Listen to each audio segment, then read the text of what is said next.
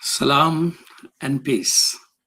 You're watching Muslim Network TV on Galaxy 19 satellite, Amazon Fire TV, Roku, and of course on muslimnetwork.tv. Thank you so much for doing so. You will learn a great deal about new things.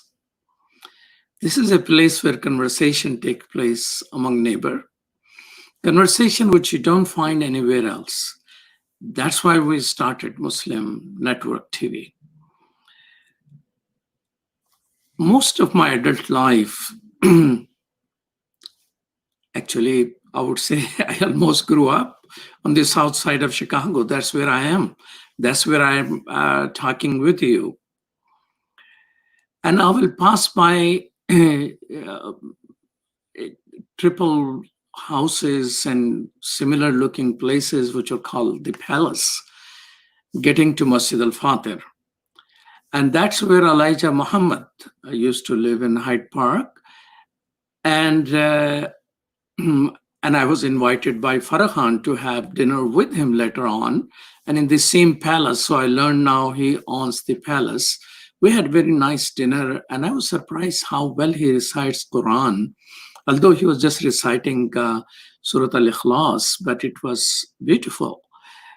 And we were 4 or 5 of us. So we had good conversation, but it is difficult to say good conversation because most of the time he was talking, he will ask a question, and as we start responding, he will start talking. That's good preachers are, right? With David Muhammad, Imam, God have his mercy on him, he was early and a good supporter of sound vision. He showed up in places and he said, I'm the dealer of sound vision and Adam's World. He will advertise Adam's World in Muslim Journal and was very helpful. And I have multiple conversations with him. Once actually he drove up to sound vision. I don't know whether he initiated or I initiated, but he came by himself. Normally he will have bodyguards and other people with him. And he has an amazing conversation. At that time, we were editing a documentary called Choosing Islam, in which there was mention of Malcolm X and him. And he watched a little bit of that. And he told me, well, he's exaggerating a little. I didn't dwell deep, but he was in talking mode. He shared a whole lot of things. So this is the surrounding. I spent most of my adult life, and I'm still in the same surrounding. But do we have enough knowledge about their contribution and what was it like? Civil rights movement and Elijah Muhammad's contribution to that, the movement of self-reliance and the power, and the transition to Imam David Muhammad. When the transition took place, I was one of the people, I think in 1981, among the earliest marches I have in Chicago was marching with the Imam David Muhammad's community. And I was, I think, the only immigrant in that group when the properties were being taken over and things of this nature were happening. Clara Muhammad School used to be the only Muslim school in Chicago. Now there are 30 plus Muslim schools in Chicagoland area. So I am somewhat an eyewitness, but it's from a distance. But I have someone who was a journalist, who saw the whole transition from Bilalian, from Muhammad Speaks to Bilalian News, sitting right there as editor of the Spanish portion, which many of the people don't know that. It is something which is now called the Muslim Journal. And he's no other than my friend, Professor David Akbar Gilliam. Welcome, Assalamu alaikum. Thank you. Wa alaikum assalam. Such a pleasure to be. Thank you so much for sparing your time for us. Dr. David Gilliam recently retired from the DePaul University. Actually, I thought he's still at the DePaul, and he retired as chair of the Department of Modern Languages, and that's where he was professor of the Spanish language as well. He's a graduate of Harvard University and did his doctoral degrees in Spanish Studies at the University of Illinois at Chicago. And he was editor of a Spanish language supplement of Bilalian News in 1976 when it transformed from Mohammed Speak to Bilalian News. Wow, your eyewitness as a journalist sitting in the midst of the whole thing. Yes, and of course, when you're in the midst of history, you seldom have the consciousness of the historical role or perspective that it might assume later. But it was a very exciting time. We did have some sense of history, I would say, because Elijah Muhammad had been the leader and co-founder of the Nation of Islam for some 40 years before he passed away in 1975. And the great transition that took place under the leadership of his son, Warith Deen Mohammed, better known as W.D. Muhammad, was quite remarkable. He brought a whole organization, a whole nation, so to speak, of people, probably numbering many thousands of people. I think it's estimated there were probably at least about 70,000 primarily African-American Muslims in the Nation of Islam at that time. And he brought them from the Nation of Islam as it was conceived and built by his father, Elijah Muhammad, into the world community of Islam, which some describe as Sunni Islam, or the community of Islam that was founded through revelation by Muhammad ibn Abdullah, sallallahu alaihi wasallam, peace be upon him. And that was a tremendous change for all of us. It was. I mean, I remember visiting Chicago for a couple of days in 1977, and Mayor Blandick has a reception in the honor of Imam in Hyatt Regency, and that was occasion was that he opened mosque for all people on and all races, and actually I ended up standing next to Muhammad Ali at that time, and I didn't quite recognize him because, you know, coming from Pakistan, I'm used to watching him on black and white TV, and knowing he was a black, I thought his skin will be darker than mine. His skin was lighter than mine. So somebody has to tell me, no, look again, and then I say, oh my goodness.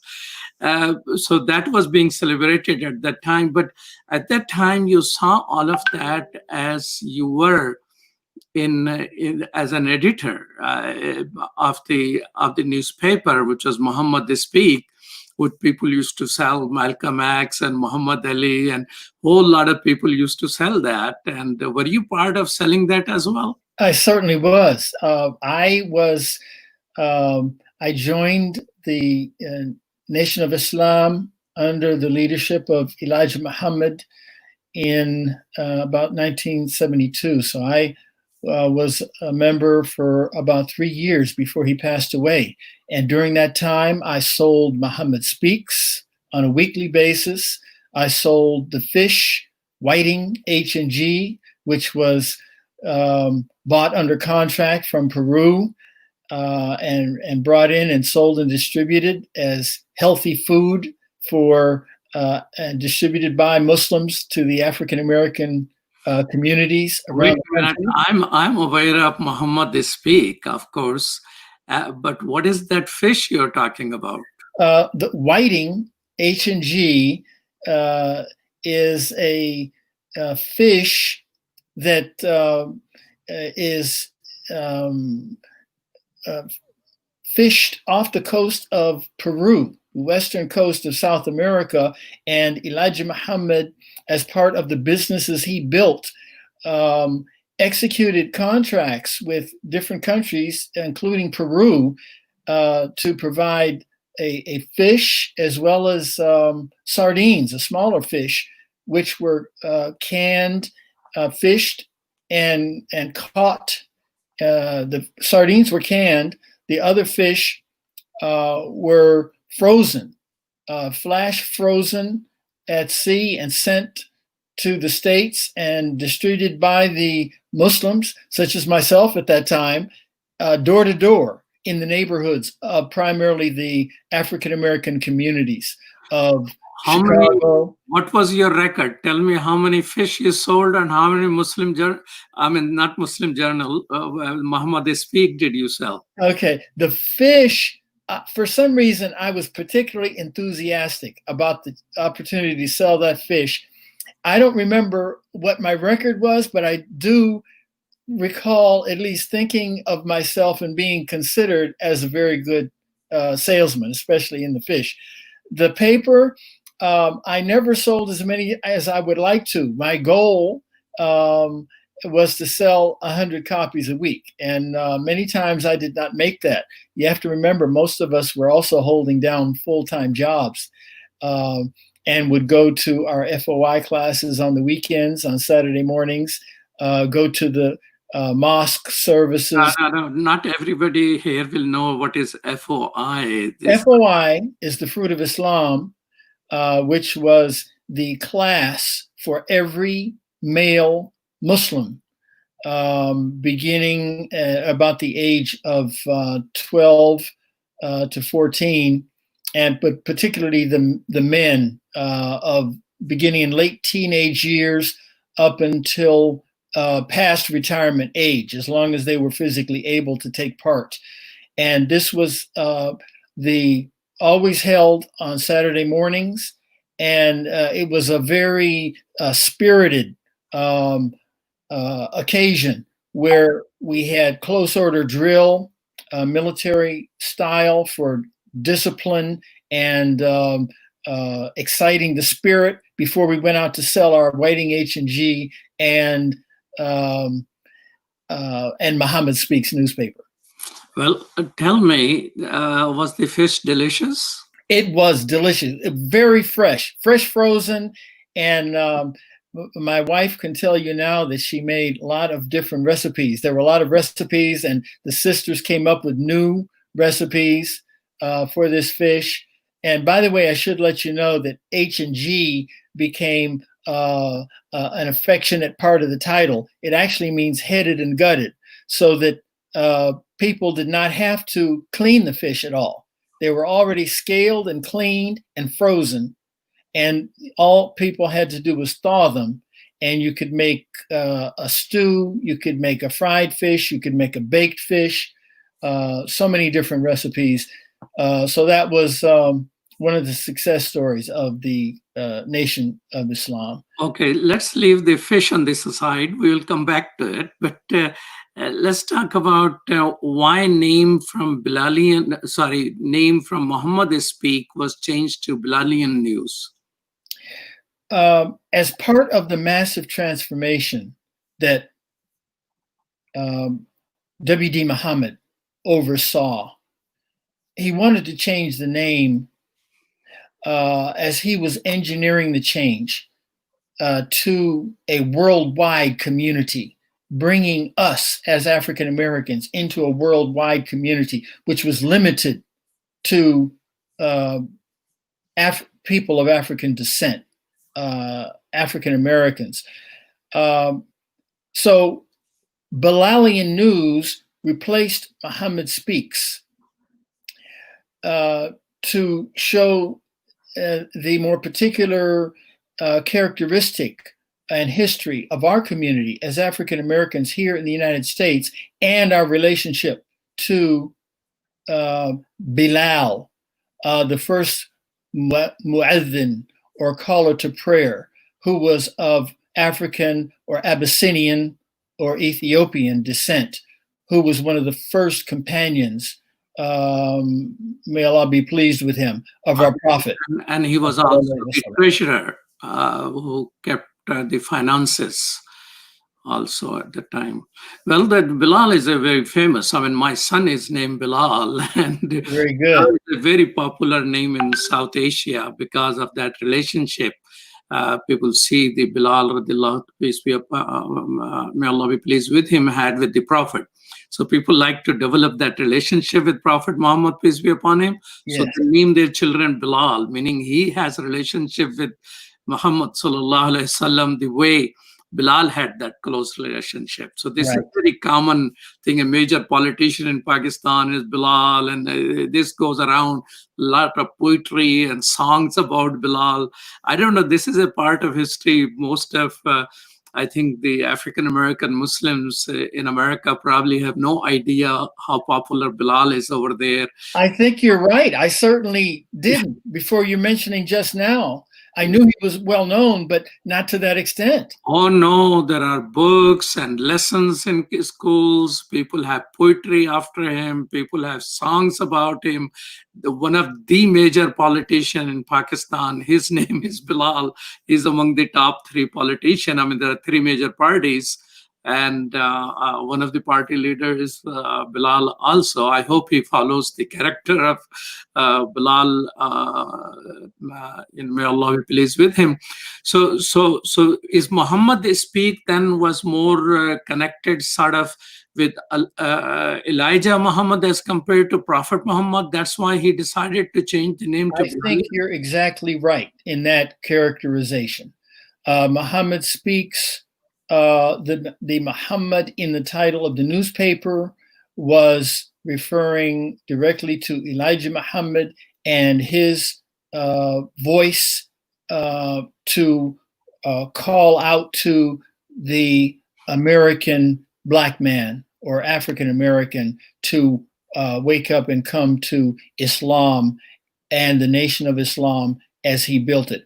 And I'd like to take a moment, if I may, right here to since we're making a transition, why not take a short break? And this is Imam Malik Mujahid. I'm talking with Professor David Gilliam and about an amazing part of Islamic history in America. And you're watching Muslim Network TV. We're on Galaxy 19 satellite, and you're watching us on Amazon Fire TV, Roku, as well as Muslim Network TV. We'll be right back after these messages.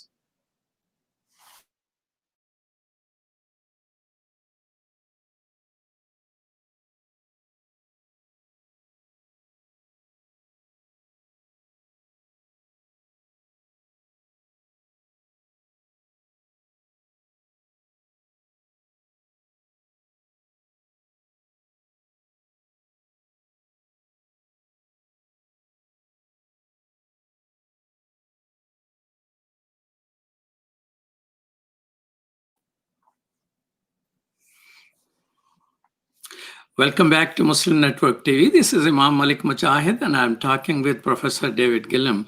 You were about to share with us something very interesting about the change of the name and the paper at that time. Yes, I wanted to try to summarize, if I might, in my opinion, to characterize the nature of Islam, Nation of Islam under Elijah Muhammad, what it stood for, what it meant, and the positive especially, because we know because it diverged from the world community of Islam and had a different interpretation, not necessarily a correct interpretation of Islam, but it was still related to Islam.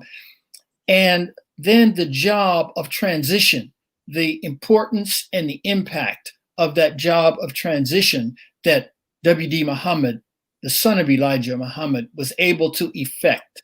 So, before we get into that, let's position yourself. You were sitting in the office of Muslim Journal.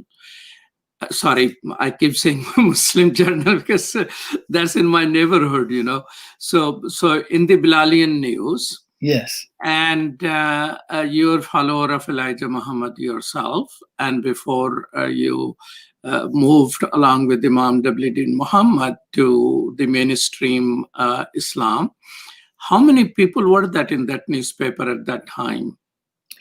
In the newspaper, that's a good question. I would estimate there was probably a staff of somewhere between 100 and 200 people. That would Very large staff. It's editorial staff and circulation and printing, everything included. That's right. We had the editorial staff. There were two, actually more than two, but two floors that were fully staffed. And then there was a third floor for the press and other equipment and so forth. But it was a real hub and hive of activity. So the press was also owned by the Nation of Islam? That's correct. Okay. That's correct. So you joined that first. You were involved in the distribution and selling of the paper, and how were you spotted that you have a writing skills and you need to get into that program? I was actually contacted by a former Harvard classmate of mine who I had, after I had become Muslim, he was in a position, he had already graduated. He was a year ahead of me in Boston at a place called the Boston Street Academy. And he was the director of that program, which was to teach high school dropouts. Well, he moved on and took a position with Balalian News. And as a matter of fact, it was still Mohammed Speaks when he started there.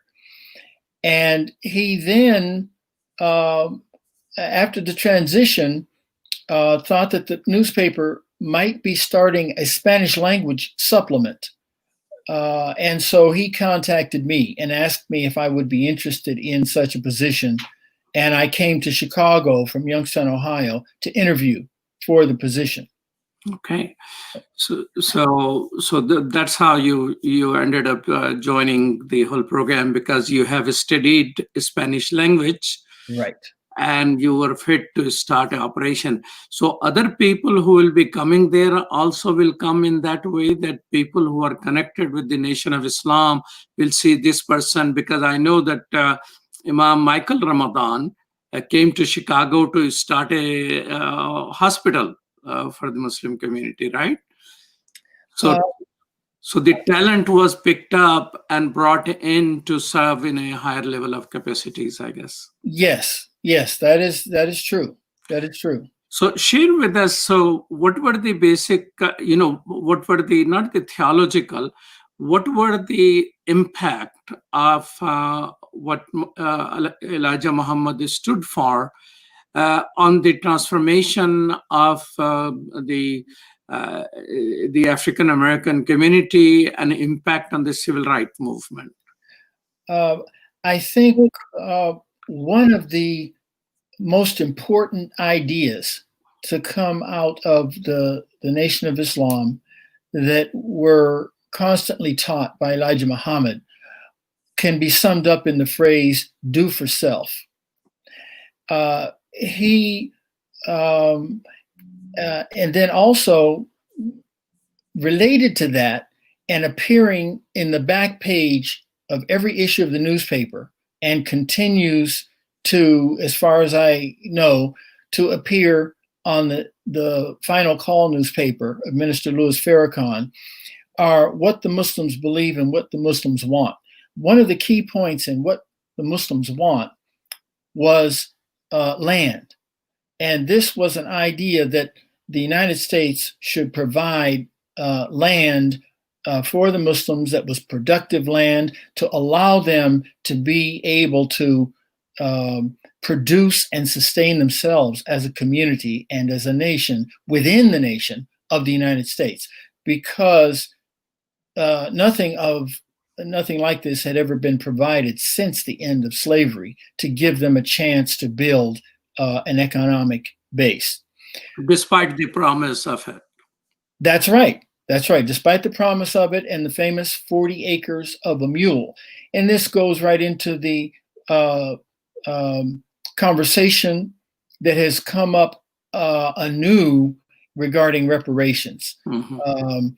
Following the death of George Floyd and the prominent role of the Black Lives Matter movement.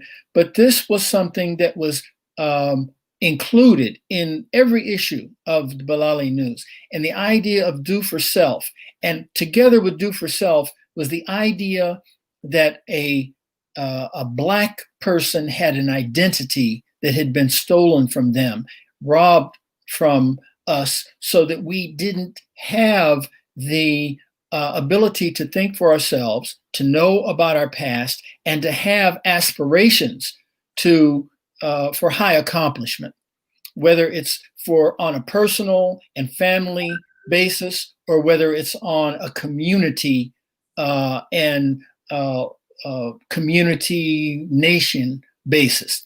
And so these are two of the most positive things. And I think the discipline that he inculcated through things like the FOI, the sisters had an equivalent class that met at least once a week as well, that taught skills and taught about the importance of learning about an identity that fostered, was a basis for high accomplishment. In other words, we had been robbed of all self-esteem. We had been equated in our own minds and in the minds of everyone else with the lowest of the low. And so these are some of the things that persist even to this day. We're not seen as full human beings, either in our own eyes or in the eyes of others. And this was something that Elijah Muhammad really worked to change. And he was especially known for being able to take people off the streets who were involved in lives of crime or addicted to drugs and so forth, people who had very little, if any, formal education, and give them the idea that they could accomplish great things, beginning with themselves. Now, so was that when you mentioned the Fruit of Islam class, will that be a conversation in that class as well? Absolutely. This was the main conversation, the main thrust of the movement, whether it was a person who was Muslim and going to the FOI or the sisters equivalent of that class, Muslim girls training and general civilization class, sometimes called MGT GCC.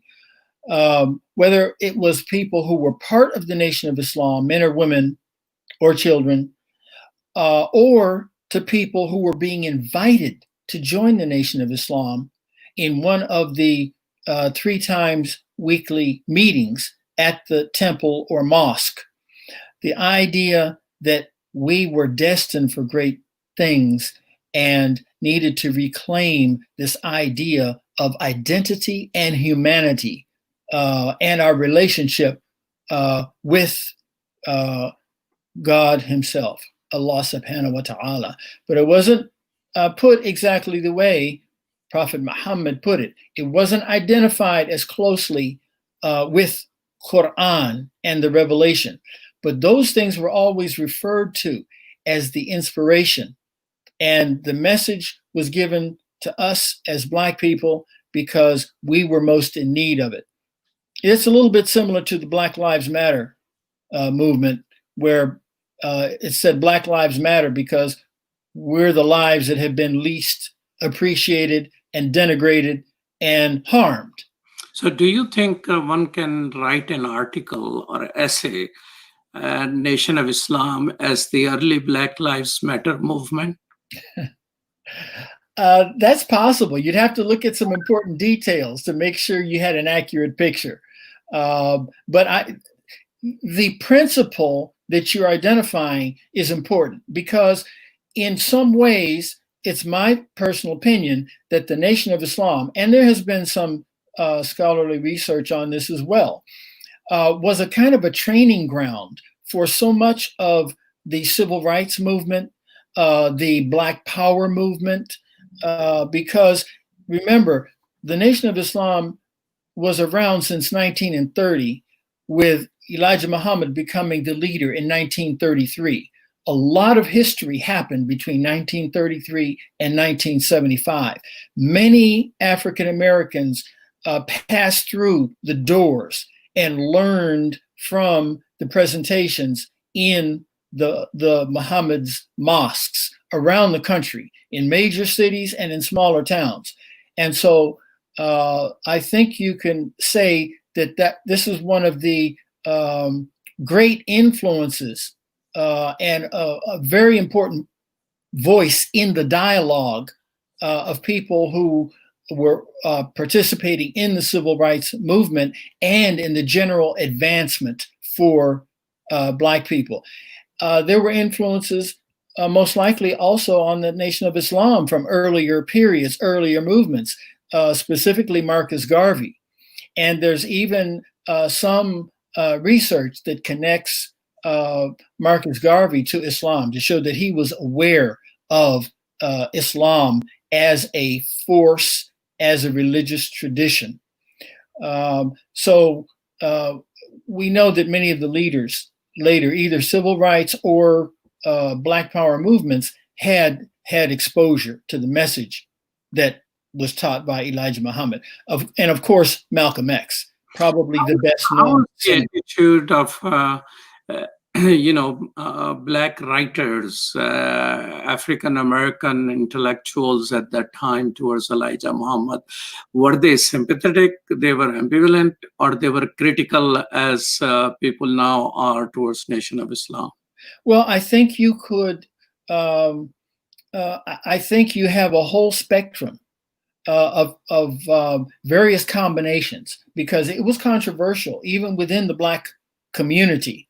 First of all, the fact that it was identified with Islam when the majority of our community became Christian, beginning from before, during, and after slavery time. We became traditionally Christian.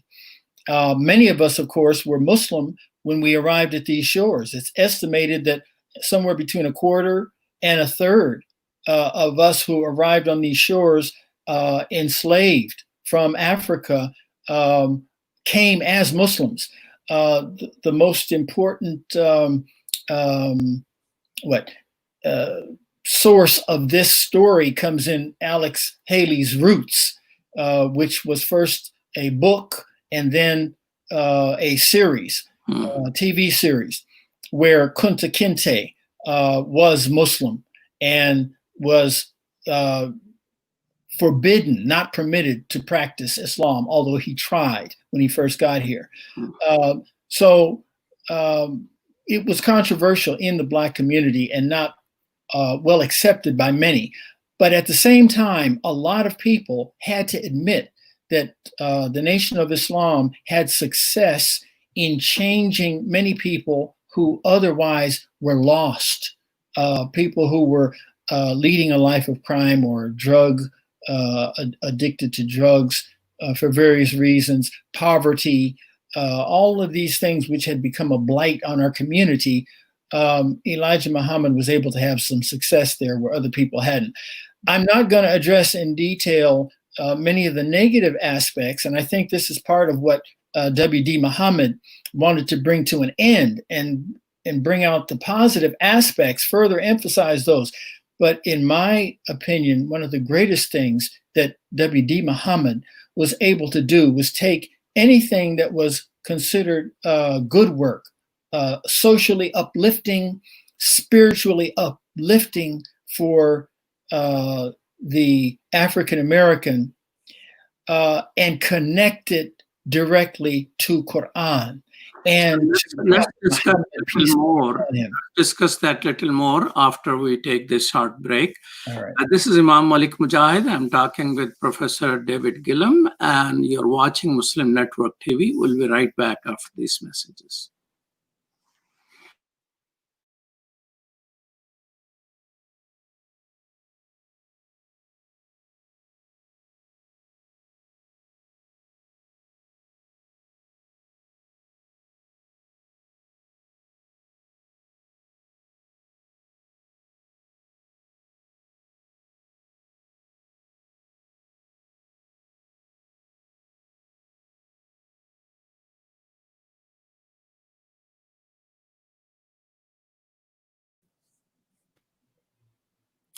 Welcome back to Muslim Network TV. This is Imam Malik Mujahid. I'm talking with Professor David Gilliam. So you had started talking about Imam Deen Muhammad's how he transformed Nation of Islam to ministries Islam, if that phrase could be used. But did you meet Imam Deen Muhammad and Elijah Muhammad yourself? Yes, I got to participate with him, especially when I was at Bilalian News. I got to see him, I would say, several times a month, because he often gave the Friday prayer at the main masjid or mosque, which today is the Mosque of the Nation of Islam under Minister Louis Farrakhan. At that time, it was the main mosque there on Stony Island in Chicago. And as the staff of the Mohammed Speaks or at Bilali News at that time, we had a break from our work, so we could go every Friday to the Friday prayer and hear the khutbah or lesson given by the Imam, and very often it was W.D. Muhammad himself. So I didn't have close conversations with him, but I felt like I knew him on a personal basis, because sometimes I was right up there in the front row, about at arm's length from him, and got to hear his teaching and see exactly how he was making the transition. I wasn't fully cognizant of it all, but it certainly, I think most of us prayers in 1976 or 77, were they on sitting on benches or sitting on floor the way Muslims pray now? When he came in, one of the first things that he did was to have all the chairs removed from the main mosque there, and it was completely remodeled inside. So we were sitting on the floor, and it was very traditional in that sense. It was transformed later again. I recently took a class of mine from DePaul when I was teaching a course called Islamic Cultural Zones of Chicago. And I wanted them to see how African American Islam is practiced, or how it's practiced within the African community under the Nation of Islam under Louis Farrakhan. What differences, what are things in common? And when we went back, we could see that the seats had been replaced. Why? Because a new emphasis had been placed on inviting people who were non-Muslim to have a teaching session or presentation that was geared specifically to people who were not familiar with Islam, not familiar with sitting on the floor, and were being invited to Islam. So that was the purpose. At the same time, there was established a smaller room that is a traditional prayer room. But when W.D. Muhammad came in, he transformed everything entirely over to reflect the tradition. And he was able to take the same teaching of uplift and organization and discipline, but connected through his knowledge of Quran. He had studied Quran a great deal, including with many um, um, immigrant Muslims and Muslims in the East, to develop a knowledge of Islam, including during the time of the life of his father. He then used that knowledge to connect the mission to Quran and make it very close to our tradition. So when he did he, as soon as he became responsible or the leader of the Nation of Islam, did he immediately declare that his father is not the messenger of God and what is the true Aqidah, or he took his time step by step? I would say he took his time step by step, but at the same time, if you look back with a historical perspective, it was done extremely quickly to have such a massive change occur within the space of, I would say, approximately a year. An amazing amount of change had taken place. The physical example of taking all the seats out of the headquarters mosque, the main mosque, is a good example, I think. Changing the name of the paper. In many ways, this was change faster than many of us could comfortably absorb. But many of us had faith in him as a leader. He had begun to teach even before his father passed away. His father made this possible. And we began to see his knowledge of Quran, the way he was able to deal with symbols and so forth. And I think that was part of what inspired the teaching, or the confidence in him. Also, he had a role as a minister in an earlier period under his father. And because of disagreements and not accepting the full teachings of Elijah Muhammad, he had been put out of the Nation of Islam on a couple of different occasions, similar to what happened with Malcolm X. He and Malcolm were kindred spirits in that regard, so to speak. He, of course, had a much lower profile and was much less well known on a national basis, but his legacy continues because of the great change where he was bringing thousands of people in a very short space of time who were already followers of the spirit of Islam into the actual following of Islam as we know it in the world community connected to our prophet. So tell me that when he did that, what happened to the fish?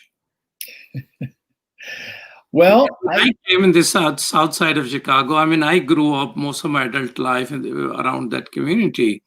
I mean, I used to read a Muslim journal. I will go to pray there. And there was another fish place. I think J Fish. J&J, I think it is. Yeah, and after Juma, we'll go and eat, and Muslim journal will be sold right there. Yeah, Doc's Fish may be the one you're thinking of. Doc's Fish. They were Muslims who owned Doc's. Yes. So what I want to know is that what happened to the businesses which were inspired? It seems like some of those strength, if they were a strength, were lost. Yes, I would have to agree with you. And some of what contributed to the loss and the loss of those strengths were the legal disputes that developed after the death of Elijah Muhammad, as well as not everyone accepting the teachings, the change in teachings that W.D. Muhammad was making. Some people give up. Farrakhan initially committed to follow or W.D. Muhammad, right? That's correct. And That then is he correct. changed. So how much was the difference of time between him agreeing and working along and then moving away? As I recall, it was a period of maybe 2 or 3 years, maybe less, because at some point, not too many years after that, they tried and at least for a time had a reconciliation. That is Minister Farrakhan and Imam David Muhammad. But it didn't seem to be a permanent and long-lasting reconciliation. So when the Bilalian News became the Muslim Journal. You said when did it happen? When did that happen? And well, that happened. Let's see. Within. I mean, 81 when I was there in the South Side. Studying at the University of Chicago, it was already Muslim Journal. So it happened probably somewhere in 78, 79 or something. No, before that. It happened approximately in the latter part of the year of 1975. I would say within months, in less than a year after the that it became from Muhammad Speak to Bilalian News. Correct. I'm asking from Bilalian News to Muslim Journal. Oh, okay. Then I would tend to agree with you. I think it was several years. Okay. About so 5 or 6 years. That printing press now. That printing press where these papers were being printed. Yes. Are they still property of Muslim or that? No. If I'm correct, it was sold, or a lot of the property became subject to the legal cases that were the suits brought against the Nation of Islam. A lot of it were family members. So there were a lot. These are part of the stresses and strains and forces working against the continuation of the Nation of Islam. Okay. Under W.D. Muhammad. In other words, it's almost like a great community organization and structure begins to slowly disintegrate or break up after the death of a leader. So there's still ongoing research to analyze that. Yeah, we got a few minutes left. Tell me this. Why did you study Spanish, and what is the connection with the why Nation of Islam or W.D. Muhammad decided to have a Spanish 4-page in Spanish? What are those connections? Can you share a little bit on that? Yes, I began my study of the Spanish language at the junior high level in about 8th grade, because they offered it at the junior high that I was where I was studying. And it turned out to agree with me. I did very well in it. Got a lot of good encouragement from my teacher, and ended up studying it to a high degree when I finished high school. I got another incentive to delve more deeply, because after studying Spanish in both high school and college at Harvard University, I decided I wanted to maintain the Spanish language no matter what I did, whether I ended up teaching or doing something else, after investing so many years in learning. So my wife and I was newly married, and not long after joining the Nation of Islam, took a trip by land to Latin America, crossing the U.S., going down through Mexico, Central America, and into Colombia, South America. One of the things I noticed that I never knew in my studies was how many dark-skinned people there were. And it was not just because of their Native American or so-called Indian background, it was because there were people of African descent living there. I began to see that there were people of African descent throughout the Americas, not just the United States. And in fact, when I began to study this at the college level, I began to see, and particularly in my master's and doctoral programs, that about 90% of the 10 million Africans who were enslaved and brought to these shores of the Americas went not to the United States, but to Central America, the Caribbean, and South America. Every single nation today had Africans there.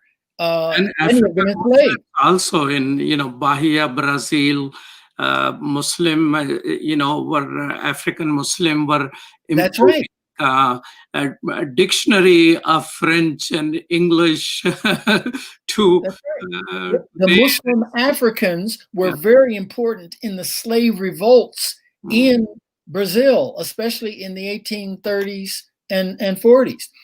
But when I saw this connection, I realized how closely intertwined the histories, the cultures, the music, the food, and the legacy of dehumanization and oppression, the Latino or Latinx in the United States and Latin Americans were. That we have people in North America and all of the Americas who have this heritage. And I was inspired even more.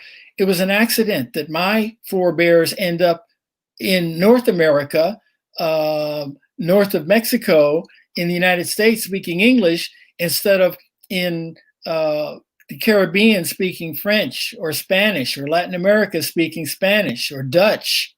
Well, thank you so much, Brother David Akbar Gilliam, for your time.